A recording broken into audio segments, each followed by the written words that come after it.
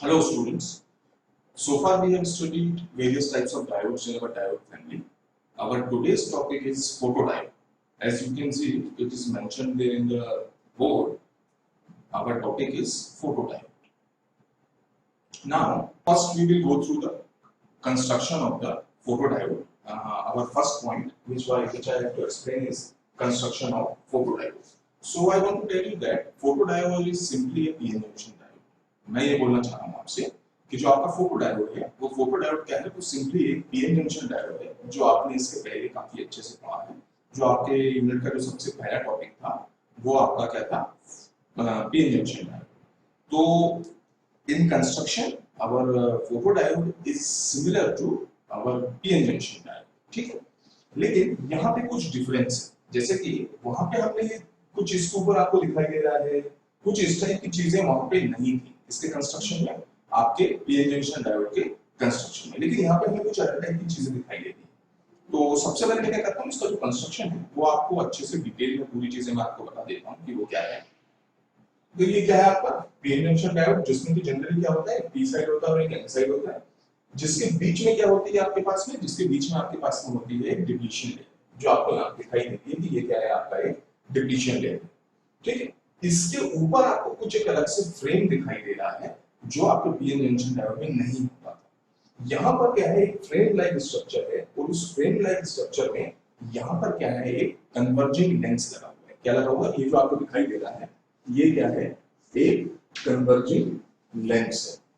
अब इस converging lens का काम क्या है, इसके ऊपर जो लाइट आती है, इसके ऊपर जो लाइट गिरती है या फिर जो लाइट फोकस होती है, उसका काम ये है कि वो उसको एक पर्टिकुलर पॉइंट पे या फिर क्या हम बोल सकते हैं उसके सेंटर पे उसको क्या कर देता है, फोकस कर देता है। आप यहाँ देख सकते हैं जैसे कि ये लाइट आई इसके ऊपर में, ये लाइट्स है और लाइट रेस को उसने क्या करा, उसने उनको कन्वर्ज किया।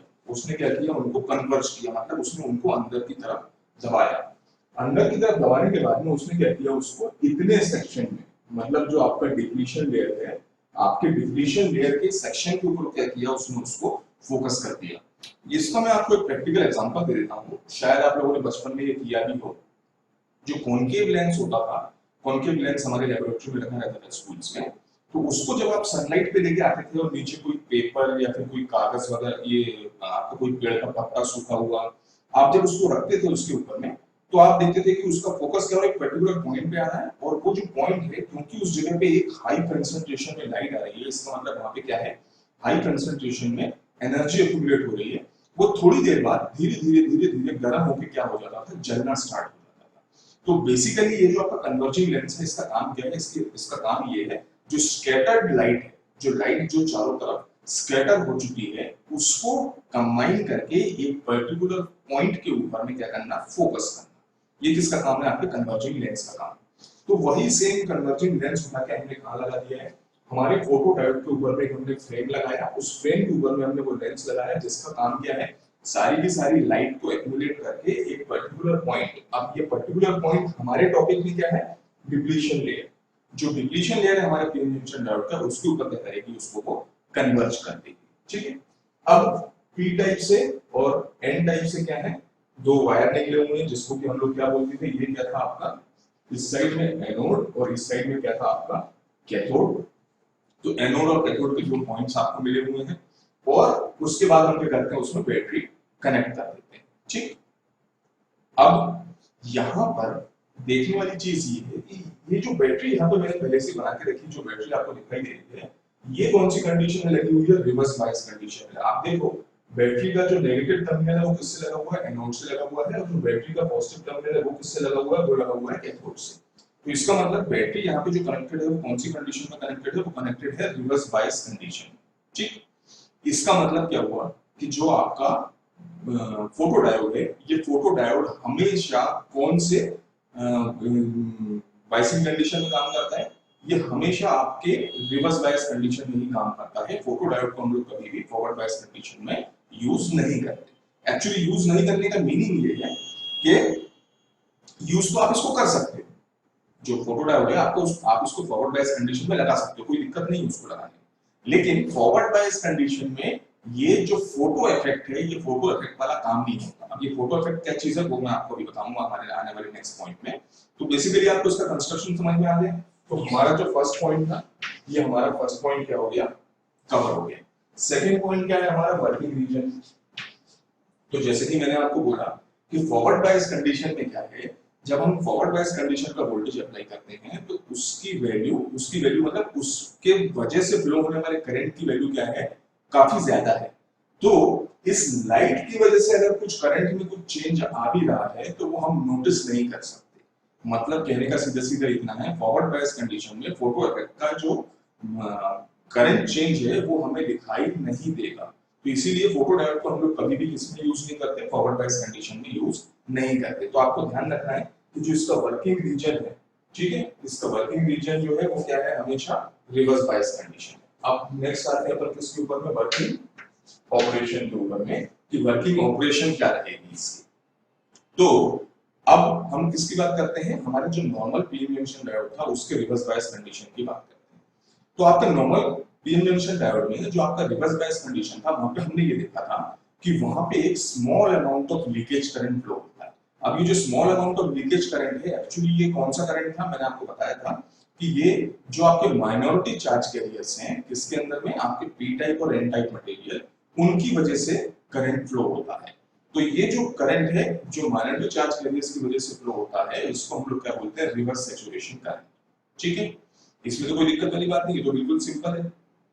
अब इसकी वैल्यू स्मॉल क्यों थी, इसकी वैल्यू स्मॉल इस वजह से थी कि जो फ्री चार्ज कैरियर्स थे, हमारी बात की थी कि जो फ्री चार्ज कैरियर्स थे सिर्फ वही मूव कर सकते हैं जो फिक्स्ड आयंस हैं, क्योंकि जो रिवर्स बायस कंडीशन में जो पी टाइप और एन टाइप के अंदर जो एटम्स हैं या फिर जो फ्री चार्ज कैरियर्स हैं, उनका मूवमेंट कहां होता है, अवे फ्रॉम द जंक्शन। वो जंक्शन से कहां जाते हैं, जंक्शन से दूसरी तरफ जाते हैं। तो इसका मतलब डिप्लीशन लेयर की थिकनेस बढ़ती है लेकिन हमें कोई करंट नहीं मिलता। करंट हमें एक स्मॉल अमाउंट तक मिलेगा जिसको हम लोग क्या बोलते हैं, रिवर्स सैचुरेशन करंट।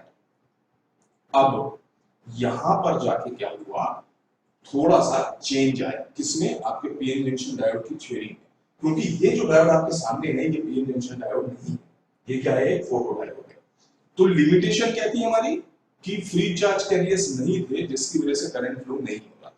लेकिन अब यहां पर हमने क्या किया, यहां पे हमने एक लेंस लगाया, उस लेंस में जो लाइट की एनर्जी थी उसको हमने एक पर्टिकुलर पॉइंट, मतलब कि जो हमारा डिप्लीशन लेयर है उसके ऊपर में क्या कर दिया, फोकस कर दिया। उसको फोकस करने की वजह से क्या हुआ, ये जो आपका डिप्लीशन लेयर है इसका टेम्परेचर क्या होगा, इंक्रीज होगा, इसका टेम्परेचर इंक्रीज होगा। टेम्परेचर इंक्रीज होने की वजह से क्या होगा, जो इसके अंदर में आयंस है, ये जो आपको दिखाई दे रहा है यहाँ पे, पी साइड में नेगेटिव आयंस और एन साइड में पॉजिटिव आयंस, ये आयंस क्या होंगे, टूटेंगे, आयंस क्या होंगे, ब्रेक होंगे। ये आयंस जैसे ही ब्रेक होंगे वैसे क्या होगा, आपको फ्री चार्ज कैरियर्स मिलेंगे क्योंकि उसमें से इलेक्ट्रॉन बाहर निकलेंगे। अब जब आपके पास में फ्री चार्ज कैरियर्स होंगे, कहां पर, इस जंक्शन वाले एरिया में, इनको फोर्स कहां फील हो रहा है, इस डायरेक्शन में, बाहर की तरफ, क्योंकि हमने यहाँ पे वोल्टेज भी अप्लाई करके रखा हुआ है। तो वो जो फ्री चार्ज कैरियर है वो क्या करने लगेगा, जो आपका small amount of leakage current flow हो रहा था उसको अपनी एनर्जी प्रोवाइड करने लगेगा। ठीक है, ये क्या करेगा, अपनी एनर्जी भी उसको देने लगेगा। तो मतलब रिवर्स सैचुरेशन कंडीशन का जो करंट है वो क्या होने लगेगा, धीरे धीरे ग्रेजुअली इंक्रीज होने लगेगा। अब ये जो रिवर्स सैचुरेशन करंट है ये एक्चुअली क्या है, directly proportional to the light intensity. आप देख सकते हो यहाँ पे लिखा हुआ है, the photo current is proportional to the light intensity. मतलब जैसे जैसे लाइट की इंटेंसिटी बढ़ेगी वैसे वैसे जो आपका फोटो करंट है वो भी क्या होगा, उसके साथ में इंक्रीज होगा। ठीक है, तो अब ये किस प्रोपोर्शन में इंक्रीज होगा, ये क्या करना है हमको, एक्चुअली हमें नहीं करना है, ये लोगों ने जो मैन्युफैक्चरर है उन्होंने पहले से क्या कर लिया, निकाल लिया कि सपोज करो इसमें 1000 ल्यूमेन की लाइट गई किसके अंदर में, आपके डायोड के अंदर में, तो वो कितना करंट देगा। अगर उसमें 2000 ल्यूमेन की लाइट गई तो वो कितना करंट देगा। अगर उसमें 3000 ल्यूमेन की लाइट गई तो वो कितना करंट देगा। अगर उसमें 4000 ल्यूमेन की लाइट गई उस कंडीशन में वो कितना करंट देगा। ये पहले से नोटेड है, ठीक है, आपको इसमें कुछ नहीं करना है, ये पहले से वो लोग क्या कर चुके हैं, एक्सपेरिमेंट कर चुके हैं। और आप अगर इस डायोड को परचेज करते हो तो वो क्या करेगा, आपके साथ में एक डेटा शीट दे देगा। उस डेटा शीट में सारी चीजें मेंशन है कि इस अमाउंट पे इतना करंट मिलेगा, इस अमाउंट पे इतना करंट मिलेगा, सारी चीजें उसके अंदर में पहले से नोटेड है। ठीक है। तो तीसरा पॉइंट क्या हो गया हमारा, वर्किंग ऑपरेशन। अब आपको ये समझ में आया कि ये फोटो डायोड जो है कैसे काम करेगा, ठीक, रिवर्स बायस कंडीशन में काम करेगा, और जो करंट फ्लो होगा वो किसकी वजह से होगा, due to the light intensity. Light intensity जितनी ज्यादा होगी करंट उतना ज्यादा फ्लो करेगा, क्योंकि ये जो पोटेंशियल है इसको तो हमने क्या कर दिया, कांस्टेंट कर दिया, इसको हम चेंज नहीं कर पाएंगे, ठीक है। जो अब लाइट आप बढ़ाते जाओ करंट की वैल्यू आपकी बढ़ती चली जाएगी, ठीक। तीसरा पॉइंट भी क्लियर हो गया। अब मैं क्या करता हूं, जो मेरा रिवर्स बायस कंडीशन का कैरेक्टरिस्टिक्स है किसका, पीएन जंक्शन डायोड का, उसको मैं दोबारा से ड्रॉ करता हूं, ठीक है। तो मैंने क्या किया, मैंने एक ग्राफ प्लॉट करा किस किस के बीच में, वीआर मतलब रिवर्स वोल्टेज, और यहाँ पे क्या लिखा हुआ है, आई लैम्डा लिखा हुआ है। एक्चुअली लैम्डा हम यहाँ पे इसलिए लिख रहे हैं क्योंकि ये जो करंट फ्लो होगा, ये करंट किसकी वजह से फ्लो होगा, लाइट की वजह से, पर्टिकुलर वेवलेंथ ऑफ लाइट। तो इसलिए हमने यहाँ पे क्या डिनोट कर दिया, आई लैम्डा से हमने इसको डिनोट कर दिया। तो आप देखो मैं क्या करता हूँ, सबसे पहले मैंने क्या किया, लाइट को क्लोज कर दिया, मतलब जो ग्लास था उसके ऊपर मैंने अपना हाथ रख दिया या कोई भी चीज रख दी जिससे कि इसके अंदर में लाइट नहीं जाए। तो अगर इसमें कोई लाइट नहीं जा रही है तो किसके जैसा बिहेव करेगा, ये बिहेव करेगा बिल्कुल आपके नॉर्मल पीएन जंक्शन डायोड के जैसा। तो नॉर्मल पीएन जंक्शन डायोड में क्या होता है, रिवर्स बायस कंडीशन में मैं अगर इसमें क्या करता हूँ, वोल्टेज बढ़ाता जाता हूँ तो मुझे एक स्मॉल अमाउंट का करंट मिलता है, जिसको कि हम लोग क्या बोलते थे,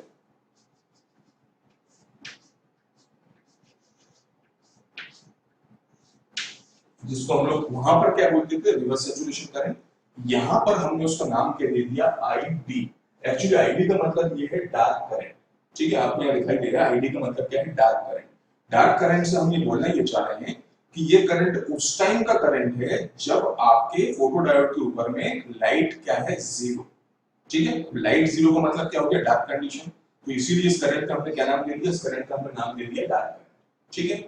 अब लेकिन क्या हुआ, मैंने धीरे से अपना जो हाथ है या फिर जो कवर है मैंने उसको हटाया।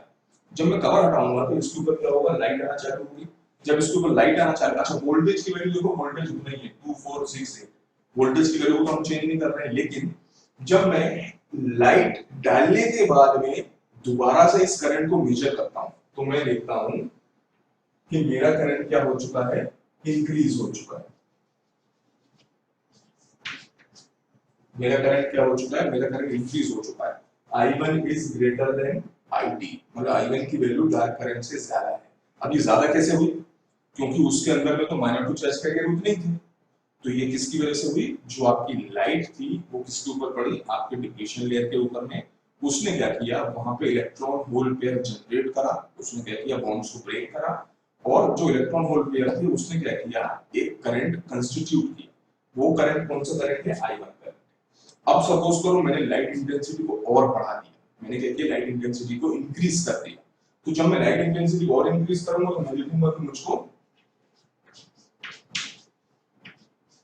मुझको I2 वैल्यू का करंट मिलता है, ठीक है। आप देख सकते हैं यहाँ पे मुझे क्या मिल रहा है, I2 वैल्यू का करंट मिलता है। तो करीब करीब ये वैल्यू जैसी है, कांस्टेंट है। जैसे यहाँ पे क्या लिखा हुआ, 5000 न्यूटन पर मीटर स्क्वायर। अगर इतनी लाइट है तो ये करंट है कौन सा, I1। यहाँ पे लिखा हुआ 10,000 न्यूटन पर मीटर स्क्वायर। तो अगर 10,000 न्यूटन की लाइट गिर रही है किसके ऊपर में, मेरे फोटोडायोड के ऊपर में, तो जो मेरा करंट मिल रहा है मुझको वो कितना मिल रहा है, I2 मिल रहा है। और आप रिलेशनशिप देख सकते हैं, I2 is greater than I1, I1 is greater than I2। अब अगर मैं और इंटेंसिटी बढ़ाऊंगा तो मुझे और ज्यादा वैल्यू का करंट मिलेगा, ठीक है। तो सीधी सीधी सी कंडीशन क्या है, जो मैंने आपको स्टार्टिंग में बताई कि photo current is proportional to the light intensity, ठीक। ये चीज आपको हमेशा याद रखनी है, किसके लिए, आपके फोटोडायोड के लिए, कि इसमें से फ्लो होने वाला करंट जो है वो क्या होता है, जो इसके ऊपर लाइट इंटेंसिटी गिर रही होती है उसके डायरेक्टली प्रोपोर्शनल होता है, ठीक है। ये तो क्या हो गई आपके फोटोडायोड की वर्किंग ऑपरेशन पूरी की पूरी। अब हम कहां जाते हैं, इसके एप्लीकेशन पार्ट के ऊपर में, कि फोटोडायोड का यूज हम लोग कहां पे करते हैं। तो अगर हम किसके ऊपर आते हैं, इसके एप्लीकेशन पार्ट के ऊपर में आते हैं फोटोडायोड के, तो इसका जो सबसे पहला एप्लीकेशन है, इसका सबसे पहला एप्लीकेशन क्या लिखा हुआ है, यहाँ पे लिखा हुआ ऑप्टोकपलर।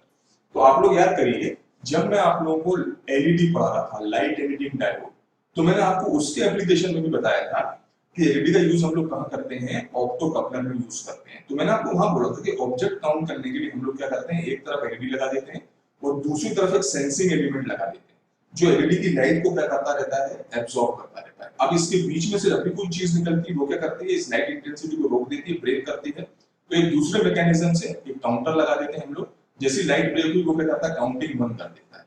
जैसे ही दूसरी बार हुआ तो काउंटिंग 2 कर देगा, तीसरी बार हुआ तो काउंटिंग 3 कर देगा। ऐसे करके ये क्या करता है, काउंटिंग करता है चीजों की। तो ये जो ऑप्टो कपलर है ये किस काम में आता है, चीजों को काउंट करने के काम में आता है। अब इस तरफ तो एलईडी लगी हुई है, उसकी लाइट को रिसीव कौन करेगा, उसकी लाइट को रिसीव करने वाला डिवाइस है, वो डिवाइस कौन सा है आपका, फोटो डायोड। फोटो डायोड का काम क्या है, जैसे आपने इस तरफ एक एलईडी लगा दी, इस तरफ आपने फोटो डायोड लगा दिया। अब यहां से क्या हो रहा है, लाइट जा रही है और उसको टच कर रही है, किस जगह के ऊपर है, इस जगह के ऊपर। आपने फोकसिंग ऐसी करके रखी हुई है, ठीक है। तो उसकी करंट की वैल्यू सपोज करो मैं मान लेता हूं, उसकी करंट की वैल्यू क्या है, I1, ठीक है। ये कांस्टेंट है क्योंकि एलईडी की जो लाइट है वो भी कांस्टेंट है। तो I1 करंट किस में से फ्लो हो रहा है, आपके फोटो डायोड में से फ्लो हो रहा है, नीचे के सर्किट में से। अब सपोज करो इसके बीच में से कोई चीज निकली, जब इसके बीच में से कोई चीज निकलेगी तो ये लाइट क्या हो जाएगी, जीरो, क्योंकि ऑब्स्ट्रक्शन आ गया है बीच में। तो लाइट अगर जीरो हुई तो इसका मतलब करंट की वैल्यू क्या होगी, कहां चेंज हो जाएगी, I1 से IT पे पहुंच जाएगा, जो कौन सा करंट होगा, डार्क करंट होगा। तो हमने क्या किया, एक कंट्रोलर पे कुछ एक मैकेनिज्म डाल के रखा है कि जैसे ही आपका करंट की वैल्यू I1 से किस पर आए, डार्क करंट के ऊपर में आए, तो काउंटर क्या हो जाना चाहिए, 1, ठीक है। हमने कुछ ऐसा मैकेनिज्म बना के रखा हुआ, तो काउंटिंग कितनी हो गई, 1 हो गई। अब वो चीज जैसे ही वहां से निकल गई, जैसे सपोज करो एक आदमी निकल रहा था, वो जैसे ही वहां से निकल गया तो दोबारा से उसको क्या मिलने लगेगा, लाइट मिलने लगेगी, और करंट की वैल्यू कितनी हो जाएगी, वापस से ID से I1 के ऊपर में आ जाएगी। अब ये कब तक रहेगी, ये तब तक रहेगी जब तक वहां से कोई अगला आदमी नहीं आता। जब वहां से अगला आदमी आएगा तब क्या होगा, वो फिर से डार्क करंट पे पहुंच जाएगा, काउंटर कितना हो जाएगा, 2 हो जाएगा। तो इस टाइप के मैकेनिज्म को या फिर काउंटिंग ऑब्जेक्ट्स के मैकेनिज्म को हम लोग क्या बोलते हैं, ऑप्टो कपलर बोलते हैं, ठीक है। ये क्या हो गया आपका पहला पार्ट। दूसरी चीज यहाँ पे लिखी हुई है कि जो आपका फोटो डायोड है वो किसमें यूज होता है, कैमरास में यूज होता है। तो आपने देखा होगा जैसे हम लोग जो जनरल कैमरा यूज करते हैं उसमें तो कोई दिक्कत वाली बात नहीं है, लेकिन जो प्रोफेशनल लोग हैं, जो प्रोफेशनल शूटिंग करते हैं, प्रोफेशनल फोटोग्राफ लेते हैं, उनके लिए लाइट बहुत इंपॉर्टेंट है कि मैं जिसका फोटो ले रहा हूँ उस चीज के ऊपर में लाइट कितनी आ रही है। तो कितनी लाइट पर एक अच्छा फोटो आता है, ये कैसे मालूम चलेगा हमको, ये हमको किसके थ्रू मालूम चलेगा, उसमें जो सेंसिंग एलिमेंट है उसके थ्रू हमें मालूम चलेगा। तो सेंसिंग एलिमेंट वहां पर किसको यूज करते हैं हम लोग, फोटो डायोड को यूज करते हैं, जिसका काम क्या है, लाइट को सेंस करना। तो अगर वो क्या करेगा, कैमरे में हमने मैकेनिज्म डाल के रखा है कि सपोज करो कम से कम हमें कितना चाहिए, 5000 ल्यूमेन चाहिए, तब जाके एक अच्छा फोटो आएगा। ये मान लो मैंने कंडीशन बना। तो अब अगर 5000 ल्यूमेन से कम की लाइट है तो करंट की वैल्यू I1 नहीं होगी, करंट की वैल्यू I1 से छोटी होगी। तो वो क्या करेगा, कैमरे में एक इंडिकेटर बना के रखेंगे हम, वो इंडिकेटर जला देगा, ऑन कर देगा। सपोज करो मैंने एक एलईडी लगा दी रेड कलर की, तो वो क्या करेगा, रेड कलर की एलईडी जला के रखेगा कि नहीं अगर आप अभी फोटो खींचेंगे तो फोटो अच्छा नहीं आएगा। तो वो क्या करेगा, लाइट को बढ़ाएगा, कोई लाइट ऑन करेगा या कुछ ना कुछ नया सोर्स क्रिएट करेगा। जब वो लाइट को बढ़ाएगा और अगर उसकी इंटेंसिटी क्या होगी, 5000 ल्यूमेन से ज्यादा होगी, तो करंट की वैल्यू क्या होगी, I1 से ज्यादा होगी। I1 से ज्यादा होगी तो वो जो एलईडी है, एलईडी क्या हो जाएगा, बंद हो जाएगा जलना। एलईडी जलना जैसे ही बंद होगा, इसका मतलब फोटोग्राफर को ये मालूम चल गया कि मुझे अब फोटो खींचना है। तो basically in cameras it is used as a sensing element, ठीक है। ये एज ए सेंसर की तरह काम करता है कि लाइट इंटेंसिटी फोटो खींचने के लायक है या नहीं है, ठीक। आपका ये वाला पॉइंट क्लियर हो गया। दूसरा कैमरास वाला।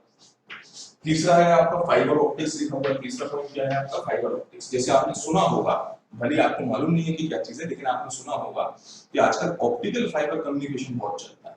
तो ऑप्टिकल फाइबर कम्युनिकेशन में है क्या, हम जो सिग्नल्स पहले करंट और वोल्टेज के फॉर्म में कॉपर के या फिर एल्यूमिनियम के वायर्स के थ्रू भेजते थे, उसको हम लोग आजकल क्या करते हैं, ग्लास ट्यूब्स में टोटल इंटरनल रिफ्लेक्शन का यूज करके लाइट को सेंड करते हैं, ठीक है। अलग अलग वेवलेंथ की लाइट, अलग अलग फ्रीक्वेंसी की अलग अलग वेवलेंथ। तो एक ही आपके ऑप्टिकल फाइबर में बहुत सारी फ्रीक्वेंसीज ट्रेवल कर सकती हैं, ठीक है। आपने भेज तो दिया, किसके थ्रू भेज दिया, एलईडी के थ्रू भेज दिया उसमें, लेकिन वो रिसीव कहाँ होना है, वो दूसरे एंड पे जाके रिसीव होना है।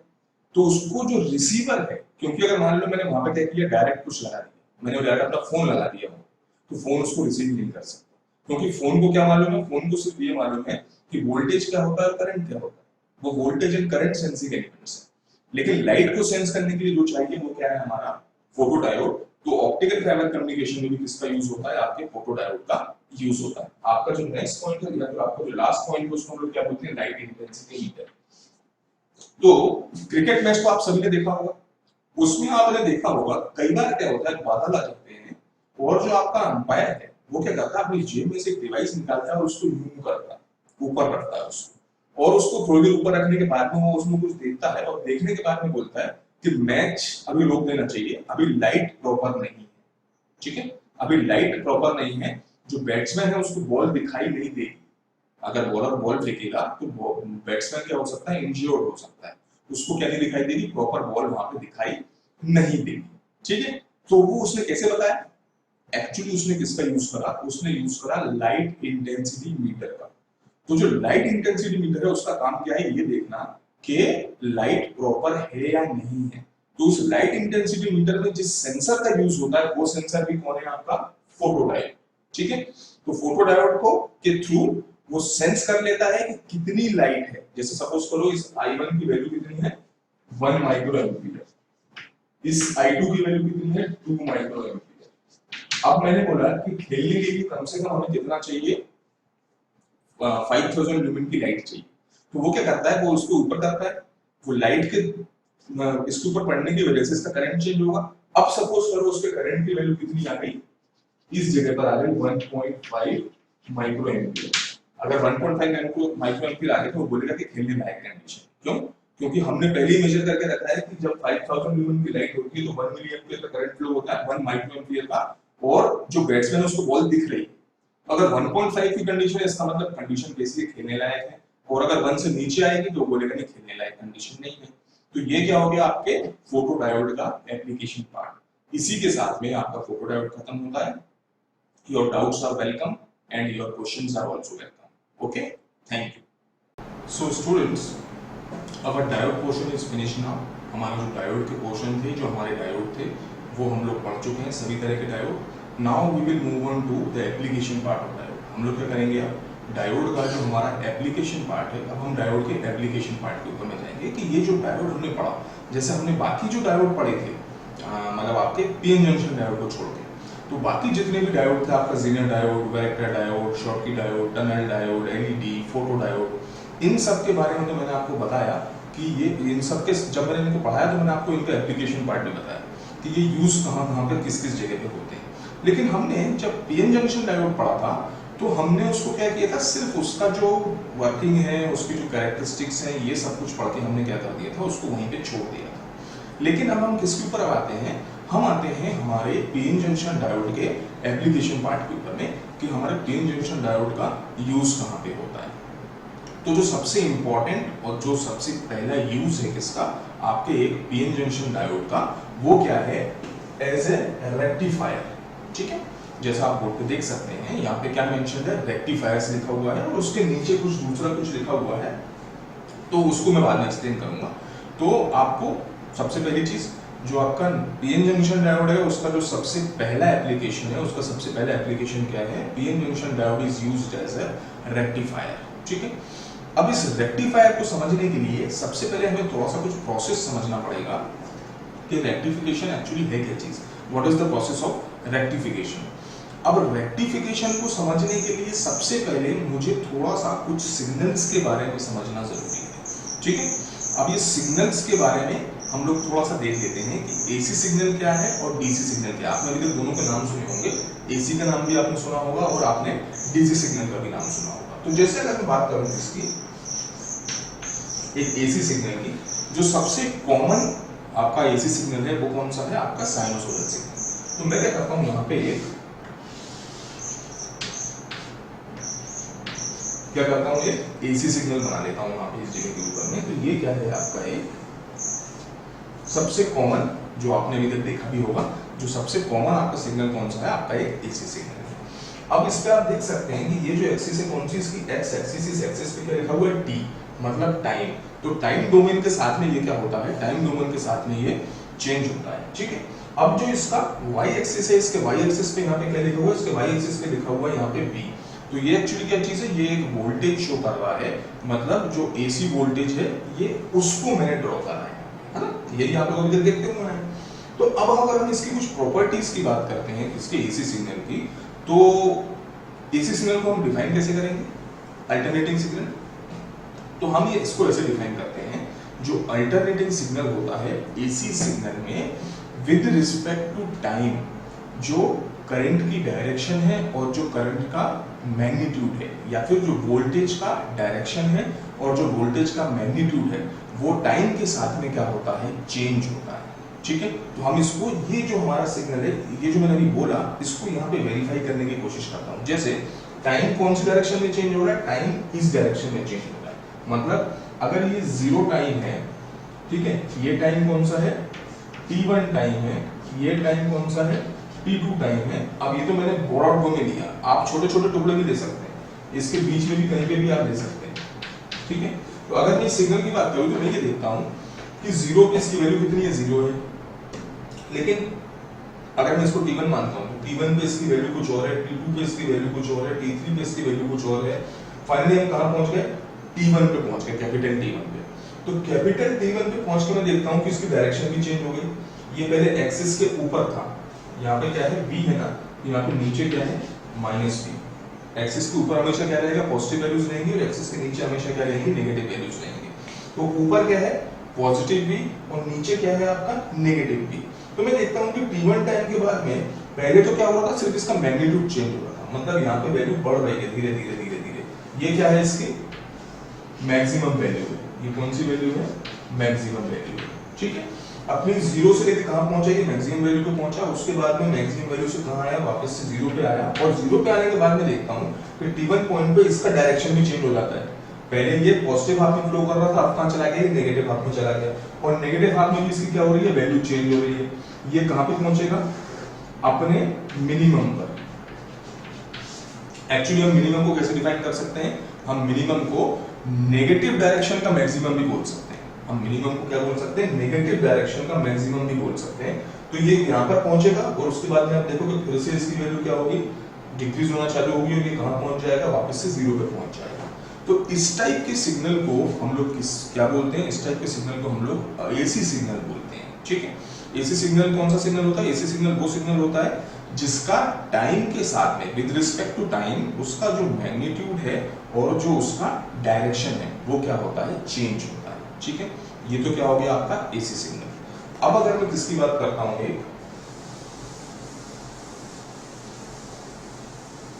अब मैं आपसे बात करता हूं एक डीसी सिग्नल, क्योंकि एक डीसी सिग्नल क्या होता है?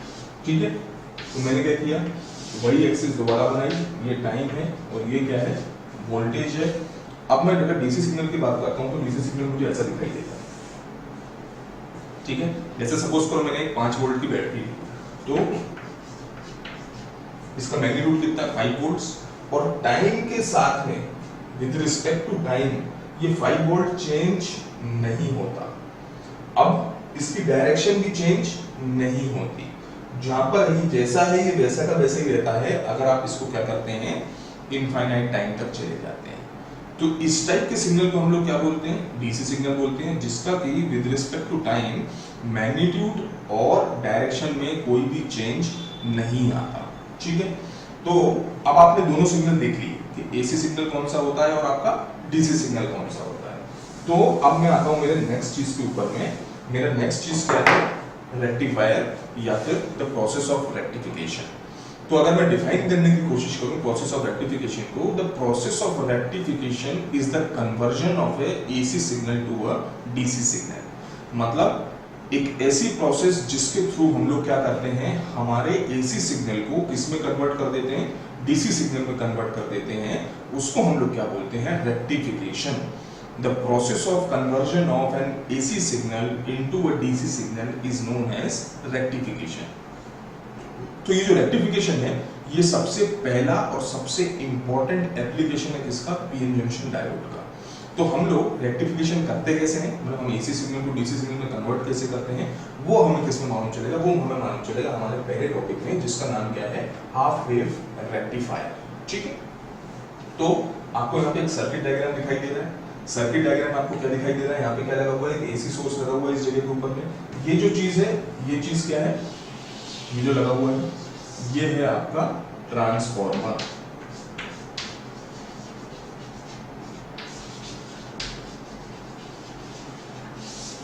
ट्रांसफॉर्मर आप लोग पहले पढ़ चुके हैं। ट्रांसफॉर्मर क्या है? ट्रांसफॉर्मर एक मैग्नेटिक इंडक्शन वाला डिवाइस है जिसका काम क्या है, एक एंड से दूसरे एंड पे वोल्टेज को इंड्यूस करना, लेकिन इसके साथ में ये एक काम और करता है, ये वोल्टेज को बढ़ा भी सकता है, वोल्टेज को कम भी कर सकता है। ठीक है, मतलब ये दो टाइप का होता है, एक आपका स्टेप अप ट्रांसफॉर्मर और दूसरा कौन सा होता है, स्टेप डाउन ट्रांसफॉर्मर। तो यहाँ पे जो हम लोग यूज कर रहे हैं, एक्चुअली ये कौन सा ट्रांसफॉर्मर है, ये स्टेप डाउन ट्रांसफॉर्मर। कौन सा ट्रांसफॉर्मर है? Step down. ठीक है, अब हमको स्टेप डाउन ट्रांसफॉर्मर की जरूरत क्यों पड़ी, अब वो क्यों पड़ी आपको बताता हूँ। ये जो आपको यहाँ पे BAC दिखाई दे रहा है, इस जगह पे एक सोर्स लगा हुआ है BAC, तो जो सबसे कॉमनली यूज्ड या फिर जो सबसे कॉमनली अवेलेबल सिग्नल है आपके पास में, वो कौन सा सिग्नल है, वो सिग्नल है आपका जो आपके घरों में होता है। तो ये जो घरों में आपका सिग्नल होता है, इसकी वैल्यू कितनी होती है, इसकी वैल्यू होती है 230 वोल्ट्स। आपको ये चीज मालूम होनी चाहिए, जो आपके घरों में एसी सिग्नल अवेलेबल है उसकी रेटिंग कितनी है, 230 वोल्ट्स। लेकिन अब हम किसके ऊपर लोड कर जाते हैं, हमारे डायोड के ऊपर लोड किया जाता है। मैंने आपको जब डायोड पढ़ाया था तो मैंने क्या बोला था कि डायोड की रेटिंग आपने कितनी देखी थी, 10 वोल्ट, 12 वोल्ट, 15 वोल्ट, 20 वोल्ट।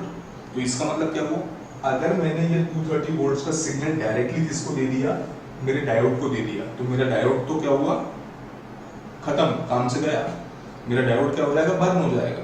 ठीक, उसके सारे जंक्शन टूट जाएंगे, वो जल जाएगा। तो मुझे डायोड को प्रोटेक्ट करना है, लेकिन मुझे दूसरा काम भी करना है। मुझे दूसरा काम कौन सा करना है, मुझे इससे वोल्टेज को पास भी करवाना है। तो मुझे एक ऐसा डिवाइस चाहिए जो क्या करे, उस 230 वोल्ट्स को डायोड की वर्किंग रेंज के अंदर ले आए। ठीक है, तो अब जैसे सपोज करो मेरा डायोड कितना है, डायोड की मैक्सिमम वोल्टेज की वैल्यू कितनी है, या फिर उसकी जो रेटिंग है वो कितनी है, सपोज करो मैं मान लेता हूँ कितना है, 12 वोल्ट्स का। तो मैं क्या करूंगा, यहाँ पे एक स्टेप डाउन ट्रांसफार्मर लूंगा जो क्या करेगा, इस 230 वोल्ट्स को किसमें कन्वर्ट कर देगा, 12 वोल्ट, लेकिन डीसी में नहीं कर सकता। ये आपको पहले से मालूम है, ट्रांसफार्मर जो कन्वर्जन करता है वो कैसा होता है, AC टू AC कन्वर्जन। ठीक है, वो एक 230 वोल्ट्स के AC सिग्नल को किसमें कन्वर्ट कर देगा, एक 12 वोल्ट्स के AC सिग्नल में। अब ये जो 12 वोल्ट्स का हमारा AC सिग्नल है, जो कहाँ इंड्यूस हो गया, इस जगह पे इंड्यूस हो गया, यहाँ पर और यहाँ पर। ये किसमें से फ्लो करेगा, आपके डायोड में से फ्लो करेगा, और हमने एक लोड रेजिस्टेंस लगा रखा है जिसके अक्रॉस हम लोग क्या करेंगे, फाइनल जो हमारा आउटपुट वोल्टेज है वो हम देखेंगे कि इसका आउटपुट वोल्टेज कितना है। ठीक है, तो हम लोग क्या करते हैं, वर्किंग स्टार्ट करते हैं। तो सबसे पहली चीज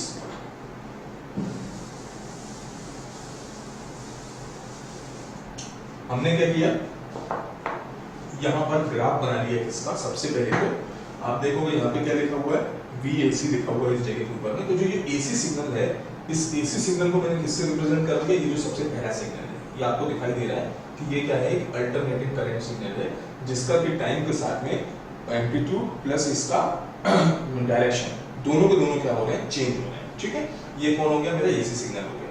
अब मैंने क्या किया, ये AC सिग्नल को इसके ऊपर दे दिया, किसके ऊपर में, ट्रांसफार्मर के ऊपर दे दिया। अब ट्रांसफार्मर से वो सिग्नल कहाँ जा रहा है, मेरे डायोड के ऊपर में जा रहा है। तो अब यहाँ पे देखो आपको क्या दिखाई दे रहा है, VO दिखाई दे रहा है, और उसके साथ में यहाँ पर आपको क्या दिखाई दे रहा है, IO दिखाई दे रहा है। मतलब VO का रिप्रेजेंट कर रहा है ये जो फाइनल वोल्टेज है मेरा, इसकी वैल्यू क्या है, और IO क्या शो कर रहा है कि ये जो डायोड है इसमें से जो फ्लो होने वाला करंट और जो लोड रेजिस्टेंस है इसमें से फ्लो होने वाले करंट की वैल्यू क्या है। ठीक है, तो हमें वैल्यूज के ऊपर नहीं जाना है, वैल्यू तो हम तब देखेंगे जब हम प्रैक्टिकली मेजर करने की कोशिश करेंगे। लेकिन अभी तो हम थ्योरेटिकली पढ़ रहे हैं, तो यहाँ पे आपको वैल्यू कैलकुलेट करने की जरूरत नहीं है। यहाँ पे हम नॉर्मली देखते हैं कि इसका ऑपरेशन कैसा है, ये कैसे काम कर रहा है। ठीक है, तो सबसे पहले जो आपका AC सिग्नल है, AC सिग्नल फ्लो होना स्टार्ट हुआ, और ये क्या करेगा, जीरो से कहाँ जाएगा, अपने पॉजिटिव मैक्सिमम वैल्यू के ऊपर में, फिर वहां से लौट कर कहाँ आएगा, नेगेटिव मैक्सिमम के ऊपर में। तो हम क्या करते हैं, अभी सबसे पहले इसी सेक्शन की बात करते हैं। ठीक है, इसको मैं क्या मान लेता हूँ, इसको मैं मान लेता हूँ T1। ठीक है, इसको मैं मान लेता हूँ T2, इसको मैं मान लेता हूँ T3, और इसको मैं मान लेता हूँ T4। तो हम अभी किसकी बात कर रहे हैं, अभी हम बात कर रहे हैं 0 से लेके T1 की। 0 से लेके T1 तक क्या होता है। तो ट्रांसफार्मर जो है उसका काम क्या है, इंडक्शन करना। तो मान लेता हूँ यहाँ पे पॉजिटिव है और यहाँ पे क्या है, नेगेटिव है, इस जगह के ऊपर।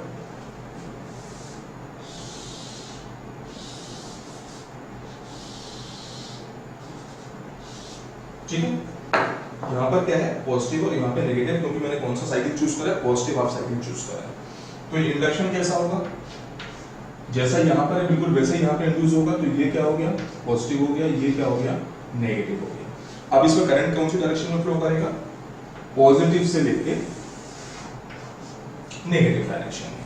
ठीक है, तो इसका मतलब जो मेरा डायोड है जिसका यहाँ पे क्या है एनोड है और यहाँ पे क्या है कैथोड है, तो एनोड को क्या मिला बैटरी का या फिर हमारे सोर्स का पॉजिटिव टर्मिनल, कैथोड को क्या मिला हमारे सोर्स का नेगेटिव टर्मिनल। मतलब कंडीशन कौन सी हो गई, फॉरवर्ड बायस कंडीशन। तो हमें मालूम है कि फॉरवर्ड बायस कंडीशन में क्या होता है, हमारा डायोड कंडक्ट करता है, जो हम इसको सप्लाई देते हैं तो ये करता है आउटपुट में हमको करंट और वोल्टेज दोनों देता है। तो आप यहाँ देख सकते हो कि आपका VO क्या है डायोड के बाद वाला वोल्टेज और IO क्या है डायोड के बाद वाला करंट।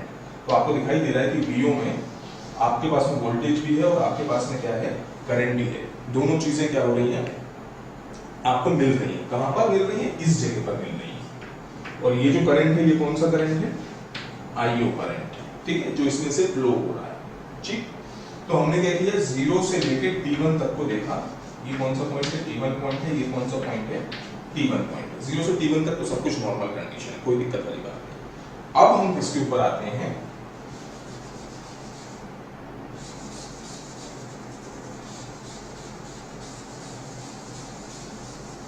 हमारी सेकंड कंडीशन के ऊपर में आते हैं।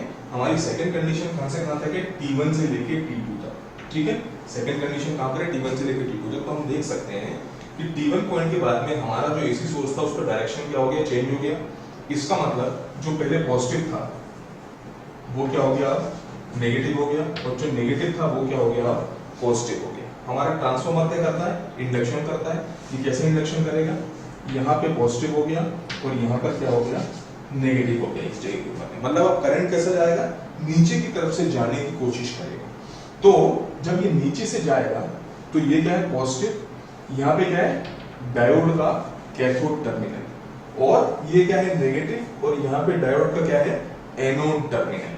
ठीक है, तो कंडीशन कैसी बन गई, कंडीशन बन गई मेरी रिवर्स बायस कंडीशन। कंडीशन कैसी हो गई,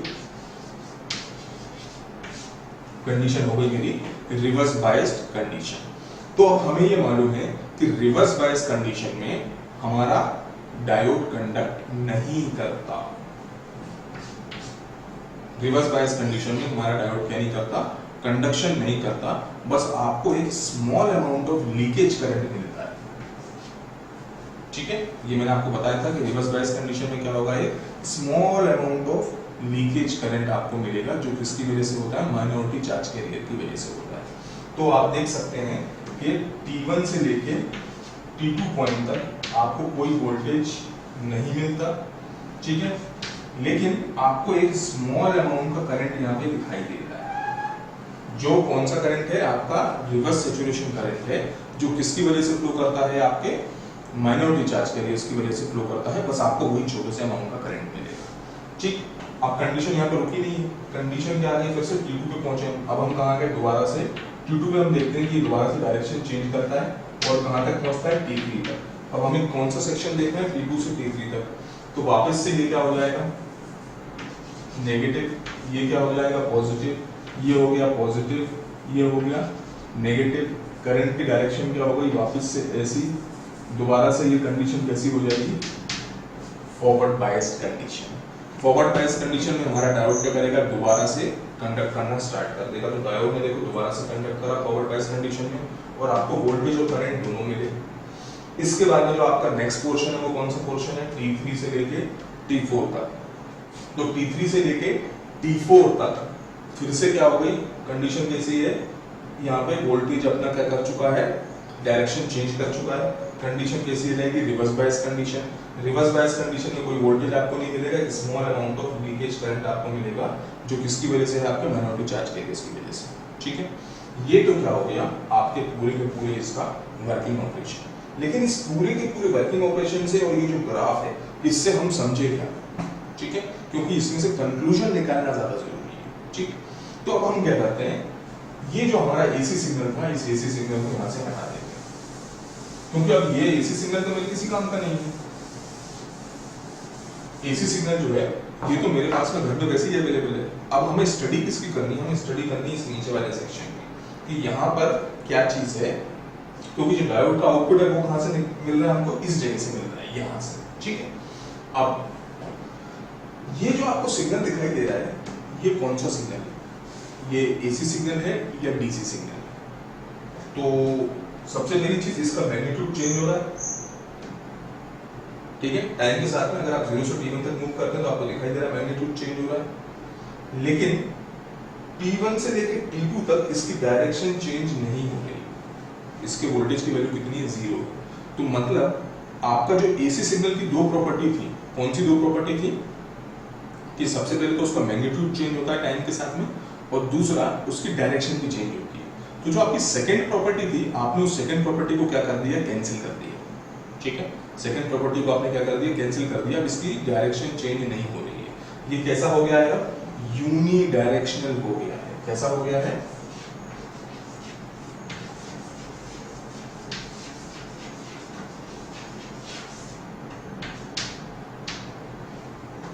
ठीक है, तो इसका मतलब ये जो सिग्नल है आपको जो मिला कहां से? डायोड से। ये अब एसी सिग्नल नहीं है। ठीक है, it is being converted from AC signal to a different signal. अब वो डिफरेंट सिग्नल कौन सा है? ये। लेकिन जब मैंने आपको डीसी सिग्नल बना के दिखाया था तो डीसी सिग्नल ऐसा तो नहीं था, है ना? उसकी मैग्नीट्यूड तो चेंज नहीं होती थी। इसका मतलब कुछ फर्दर और करना पड़ेगा, मतलब इतने से सर्किट से काम नहीं चलेगा। हमें इसके पीछे क्या करना पड़ेगा? कुछ और लगाना पड़ेगा। कहाँ पे? जहां से हम लोग ये आउटपुट ले रहे हैं, इसके पीछे साइड हमें कुछ चाहिए। तो वो जो पीछे की साइड पे लगा है वो अभी नहीं है, वो आपके सिलेबस में बाद में आएगा। आपके सिलेबस में सिर्फ इतना ही पोर्शन है जिसको हम लोग क्या बोलते हैं? रेक्टिफिकेशन। मतलब हमने कन्वर्ट तो कर दिया, हमने हमारे एसी सिग्नल को एक नॉन एसी सिग्नल में क्या कर दिया? कन्वर्ट कर दिया, जिसका कि ग्राफ आपके सामने यहाँ पर है। लेकिन अब एक चीज और आती है। अब वो एक चीज और क्या आती है कि ये जो सेक्शन है कौन सा? T1 से लेके T2 तक और T3 से लेके T4 तक, इतने सेक्शन में ये वाला सेक्शन और ये वाला सेक्शन, यहां पर वोल्टेज की वैल्यू कितनी है? 0। तो इसका मतलब जो एसी सिग्नल का कौन सा सेक्शन है? जो उसका नेगेटिव वाला सेक्शन है, वहां पर हमें कोई भी वोल्टेज और करंट नहीं मिल रहा है। तो हमारी एनर्जी तो वेस्ट हो रही है, क्योंकि ये तो सिर्फ क्या करेगा? पॉजिटिव ही पॉजिटिव आउटपुट देगा, नेगेटिव साइड में कुछ देगा ही नहीं। तो हमें क्या करना है? कुछ ऐसा मैकेनिज्म क्रिएट करना है जिससे कि आपको दोनों तरफ में, मतलब एसी सिग्नल के पॉजिटिव हाफ साइकिल में और एसी सिग्नल के नेगेटिव हाफ साइकिल में, दोनों में क्या मिलना चाहिए? वोल्टेज मिलना चाहिए। तब जाके हम लोग क्या कर पाएंगे? हमारे एसी सिग्नल का पूरा यूटिलाइजेशन कर पाएंगे। तो वो क्या है? वो इसका नेक्स्ट टॉपिक है, वो हम आगे देखेंगे आगे क्या है। इसीलिए इसका नाम क्या है? Half wave rectifier. क्या बोलते हैं इसको हम लोग? इसको हम लोग बोलते हैं हाफ वेव रेक्टिफायर, क्योंकि एसी सिग्नल का जो आधा सिग्नल है ये उसके आधे सिग्नल को ही रेक्टिफाई कर पाता है, पूरे सिग्नल को रेक्टिफाई नहीं कर सकता। ठीक है, तो as its name implies, it is known as half wave rectifier, as it can modify the half wave of the AC signal provided. ये सिर्फ हाफ वेव पे ही काम कर सकता है। ठीक है, इसी के साथ में बेटा आपका ये वाला टॉपिक खत्म होता है। नेक्स्ट जो टॉपिक है वो हम नेक्स्ट लेक्चर में देखेंगे। कोई भी डाउट, कोई भी question, you can ask me any time. ठीक है, थैंक यू।